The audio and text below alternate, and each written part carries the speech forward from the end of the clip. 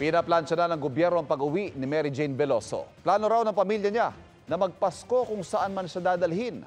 At nakatutok si Von Aquino. Hindi maitago ang saya ng pamilya Veloso nang malamang pirmado na ng gobyerno ng Pilipinas at Indonesia ang kasunduan sa tuluyang pagpapauwi kay Mary Jane Veloso.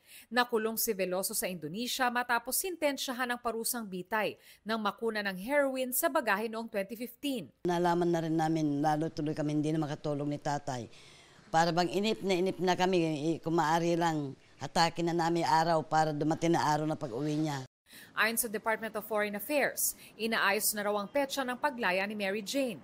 Sa Martes, inaasahang pupulungin ng DFA at Justice Department ang pamilya para sa pagbabalik bansa ni Mary Jane.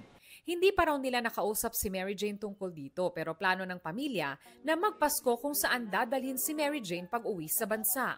Lubos naman ang pasasalamat ng pamilya sa ating gobyerno at gobyerno ng Indonesia na walang hininging kondisyon kapalit ng pagpapauwi kay Mary Jane. Sana, ganun na po pala sabi ng gobyerno ng Indonesia, sana ang ibigay na ng ating Pangulo yung clemency na kay Mary Jane. Yun ang ibigay niya kay Mary Jane para makapiling na rin siya ng mga anak niya sa haba ng panahon. Para sa GMA Integrated News, Von Aquino, nakatutok, 24 oras.